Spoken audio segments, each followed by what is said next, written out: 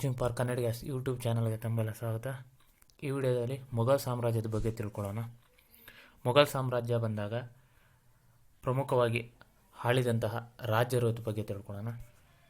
ಗಮನಿಸುವ ನೀವು ಬಾಬರ್, ಹುಮಾಯೂನ್, ಅಕ್ಬರ್, ಜಹಾಂಗೀರ್, ಶಹಜಹಾನ್, ಔರಂಗಜೇಬ್. ಸೊ ಇವರು ಪ್ರಮುಖ ಸಾಮ್ರಾಟರು. ಇವರನ್ನು ಹೊರತುಬಿಟ್ರೆ ಸುಮಾರು ಜನ ಬರ್ತಾರೆ. ಅದರಲ್ಲಿ ನಾನು ಕೆಲವರನ್ನು ಮಾತ್ರ ತೊಗೊಂಡಿದ್ದೀನಿ. ಜಲಂಧರ್ ಶಾ, ಅಲಂಗೀರ್, ಅದೇ ರೀತಿ ಶಾ ಆಲಮ್ ಟು, ಬಹದ್ದೂರ್ ಶಾ, ಇಲ್ಲ ಅಲಂಗೀರ್ ಟು ಅಂತ ತಗೊಳ್ಳಿ. ಸೊ ಇವರು ನಾನು ಜಸ್ಟ್ ಫಿಲ್ಟರ್ ಮಾಡಿದ್ದೀನಿ, ಕೆಲವ್ರನ್ನ ಮಾತ್ರ ಇಂಪಾರ್ಟೆಂಟ್ ಮಾತ್ರ ತೊಗೊಂಡಿದ್ದೀನಿ. ಸೊ ಇವರನ್ನು ಹೇಗೆ ತೊಗೊಂಡಿದ್ದೀನಿ ಅಂದರೆ ಜಸ್ಟ್ ಕ್ರೊನಾಲಜಿ ಆರ್ಡರ್ ಕೊಡೋದಕ್ಕೆ ಕಾಲಾನುಕ್ರಮದಲ್ಲಿ ಬಹದ್ದೂರ್ ಶಾ ಜಾಫರ್ ಅಥವಾ ಬಹದ್ದೂರ್ ಶಾ ಎರಡು ಇವರು ಕೊನೆಯ ಮೊಘಲ್ ಸುಲ್ತಾನರಾಗಿದ್ದರೆ ಬಾಬರ್ ಇದರ ಸಂಸ್ಥಾಪಕರು ಅನ್ನೋದನ್ನು ತಿಳ್ಕೊಬೋದು. ಸೊ ಇದು ಕ್ರೊನಾಲಜಿ ಆರ್ಡರ್ ಅಂತ ಹೇಳ್ಬೋದು, ಅಥವಾ ಕಾಲಾನುಕ್ರಮದಲ್ಲಿ ಮೊದಲಿಗೆ ಬಾಬರ್, ಹುಮಾಯೂನ್, ಅಕ್ಬರ್, ಜಹಾಂಗೀರ್, ಶಹಜಹಾನ್, ಔರಂಗಜೇಬ್ ಇವರು ಪ್ರಮುಖವಾಗಿರುವಂಥವ್ರು. ಅದೇ ರೀತಿ ಕಟ್ಟ ಕಡೆಯವರು ಬಂದಾಗ ಬಹದ್ದೂರ್ ಶಾ ಎರಡು ಅಥವಾ ಬಹದ್ದೂರ್ ಶಾ ಜಾಫರ್. ಸೊ ಇವುಗಳ ಬಗ್ಗೆ ಒಂದು ಸ್ವಲ್ಪ ಕಿರು ಮಾಹಿತಿಯನ್ನು ತಿಳ್ಕೊಳ್ಳೋಣ. ಬಾಬರ್. ಸೊ ಬಾಬರ್ ಬಂದಾಗ 1526ರಿಂದ 1530ರವರೆಗೂ ಆಳ್ವಿಕೆಯನ್ನು ನಡೆಸ್ತಾರೆ.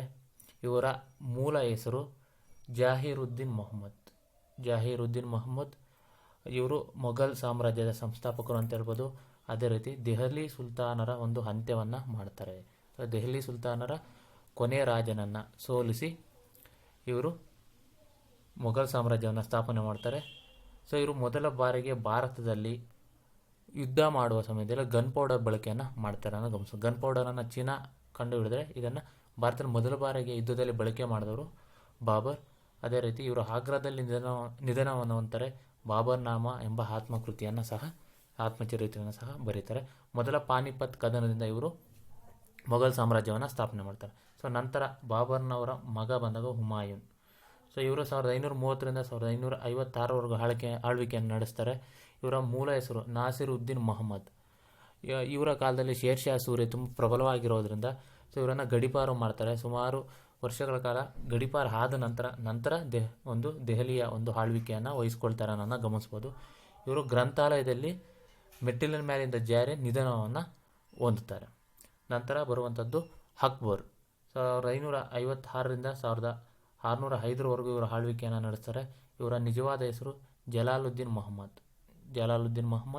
ಬೈರಾಮ್ ಖಾನ್ ಇವರು ಅಪ್ರಾಪ್ತರಾಗಿದ್ದರಿಂದ ಬೈರಾಮ್ ಖಾನ್ ಇವರನ್ನು ಮಾಡ್ತಾರೆ, ಆಳ್ವಿಕೆಯನ್ನು ನಡೆಸ್ತಾರೆ ಅಂತ ಹೇಳ್ಬೋದು ಇವರ ಪರವಾಗಿ. 1556ರಲ್ಲಿ ಎರಡನೇ ಪಾನಿಪತ್ ಕದನ ಸಹ ನಡೆಯುತ್ತೆ. ಸೊ ಇದರಲ್ಲಿ ಇವರು ವಿಜಯಶಾಲಿ ಆಗ್ತಾರೆ. ಅದೇ ರೀತಿ ಜಿಜಿಯಾ ತಲೆಗಂದಾಯವನ್ನು ಇವರು ರದ್ದು ಮಾಡ್ತಾರೆ. ದೀನ್ ಇ ಇಲಾಹಿ ಎಂಬ ಹೊಸ ಒಂದು ಧರ್ಮವನ್ನು ಸ್ಥಾಪನೆ ಮಾಡ್ತಾರೆ. ತೋದರ್ಮಲ್ಲ ಒಂದು ಪ್ರಮುಖ ಕಂದಾಯ ಮಂತ್ರಿ ಅಂತ ಹೇಳ್ಬೋದು. ಇವರು ಹೊಸ ಬಂದೋಬಸ್ತ್ ವ್ಯವಸ್ಥೆಯನ್ನು ಒಂದು ಭೂ ಕಂದಾಯ ವ್ಯವಸ್ಥೆಯನ್ನು ತರ್ತಾರೆ. ಅದೇ ರೀತಿ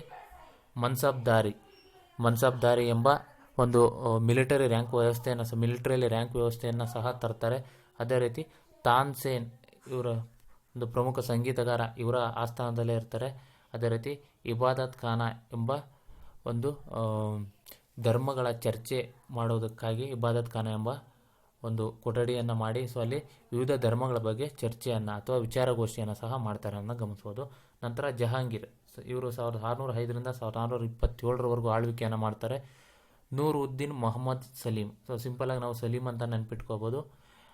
ಇವರ ಮೂಲ ಹೆಸರು. ಅದೇ ರೀತಿ ಇವರು ನ್ಯಾಯಗಂಟೆ ಸರಪಳಿ ಅಥವಾ ಒಂದು ನ್ಯಾಯವನ್ನು ಏನಾದರೂ ಕೇಳಬೇಕಾದ್ರೆ ಒಂದು ಸರಪಳಿ ಇರುತ್ತೆ, ಅದಕ್ಕೆ ಗಂಟೆಯನ್ನು ಜೋಡಿಸಿರ್ತಾರೆ. ಸೊ ಅದನ್ನು ಬೆಲ್ ಆಫ್ ಜಸ್ಟಿಸ್ ಅಂತಲೂ ಕರೀತಾರೆ. ಅದನ್ನು ಒತ್ತಿದರೆ ಸೊ ಇದನ್ನು ಬಂದು ಅದನ್ನು ಒಂದು ನ್ಯಾಯಗೋಷ್ಠಿ ಅಥವಾ ಯಾರಾದರೂ ನೊಂದ ವ್ಯಕ್ತಿಗೆ ನ್ಯಾಯವನ್ನು ನೀಡುವಂತಹ ಒಂದು ಸಭೆಯನ್ನು ಕರೀತಾರೆ ಅನ್ನೋದನ್ನು ಗಮನಿಸ್ಬೋದು. ಅದೇ ರೀತಿ ಇವರ ಮಗನಂಥ ಖುಸ್ರುನಿಂದ ದಂಗೆ ಸಹ ಉಂಟಾಗುತ್ತೆ, ಅದನ್ನು ಸಹ ಅವರು ಶಮನ ಮಾಡ್ತಾರೆ. ನಂತರ ಬರುವಂಥದ್ದು ಶಹಜಹಾನ್. 1627ರಿಂದ 1658. ಇವರ ನಿಜವಾದ ಹೆಸರು ಶಹಾವುದ್ದೀನ್ ಮೊಹಮ್ಮದ್ ಖುರ್ರಮ್. ಸೊ ಖುರ್ರಮನನ್ನು ನೆನಪಿಟ್ಕೊಳ್ಳಿ. ಇವರು ತಾಜ್ ಮಹಲನ್ನು ಕಟ್ತಾರೆ, ನಮಗೆಲ್ಲ ಗೊತ್ತಿರುವಂಥದ್ದು. ಅದೇ ರೀತಿ ಮಗನಿಂದನೇ ಸೆರೆವಾಸಕ್ಕೆ ಹೋಗ್ತಾರೆ ಅಂತ ಹೇಳ್ಬೋದು. ಸೊ ಇವರ ಮಗ ಯಾರು? ಔರಂಗಜೇಬ್. ಇವರೇನು ಮಾಡ್ತಾರೆ? ಶಹಜಹಾನ್ ಅವರನ್ನು ಜೈಲಲ್ಲಿ ಹಾಕ್ತಾರೆ ಅಥವಾ ಸೆರೆವಾಸದಲ್ಲಿ ಹಾಕ್ತಾರೆ ಅನ್ನೋದನ್ನು ನಾವು ಗಮನಿಸ್ಬೋದು.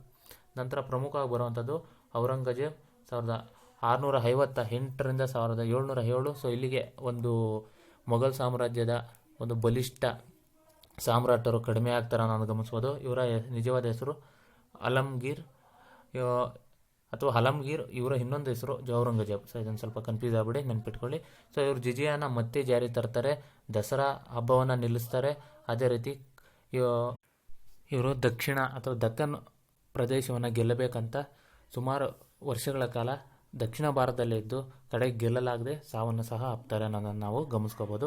ಅದೇ ರೀತಿ ಬಹದ್ದೂರ್ ಶಾ ಜಾಫರ್, ಇವರು ಕಡೆಯ ಅಥವಾ ಕೊನೆಯ ಮೊಘಲ್ ಸಾಮ್ರಾಜ್ಯದ ಸಾಮ್ರಾಟ ಅಂತ ಹೇಳ್ಬೋದು. 1857ರ ದಂಗೆಯ ತನಕ ಇವರು ಇರ್ತಾರೆ. 1857ರ ದಂಗೆಯಲ್ಲಿ ಬ್ರಿಟಿಷರು ಇವರನ್ನು ಸೋಲಿಸಿ ಬರ್ಮಾ ಅಥವಾ ಮಯನ್ಮಾರ್ಗೆ ಓಡಿಸ್ತಾರೆ ಅಂತ ಹೇಳ್ಬೋದು. ಸೊ ಅಲ್ಲಿ ಪೆನ್ಷನ್ ಅಥವಾ ಪಿಂಚಣಿಯನ್ನು ಕೊಟ್ಟು ಹೇಳ್ತಾರೆ. ಅಲ್ಲೇ ಇವರು ಕೊನೆಯ ಉಸಿರನ್ನು ಎಳಿತಾರೆ ಅನ್ನೋದು ಗಮನಿಸ್ಬೋದು. ಇವರ ಒಬ್ಬ ಪ್ರಮುಖ ಕವಿ ಅಂತ ಹೇಳ್ಬೋದು. ಇವರ ಇನ್ನೊಂದು ಹೆಸರು ಬಹದ್ದೂರ್ ಶಾ 2. ಇವರ ಪ್ರಸಿದ್ಧ ಲೇಖನಿ ಹೆಸರು ಪೆನ್ನ ನೇಮ್ ಜಾಫರ್ ಅಂತ ಹೇಳಿ. ಸೊ ಇದಿಷ್ಟು ಮೊಘಲ್ ಸಾಮ್ರಾಟದ ಒಂದು ಮೈಂಡ್ ಮ್ಯಾಪ್ ಅಂತ ಹೇಳ್ಬೋದು. ಈ ಒಂದು ವಿಡಿಯೋ ನಿಮಗೆ ಇಷ್ಟ ಆದರೆ ದಯವಿಟ್ಟು ಲೈಕ್ ಮಾಡಿ, ಕಮೆಂಟ್ ಮಾಡಿ, ಅದೇ ರೀತಿ ಶೇರ್ ಮಾಡಿ. Thank you.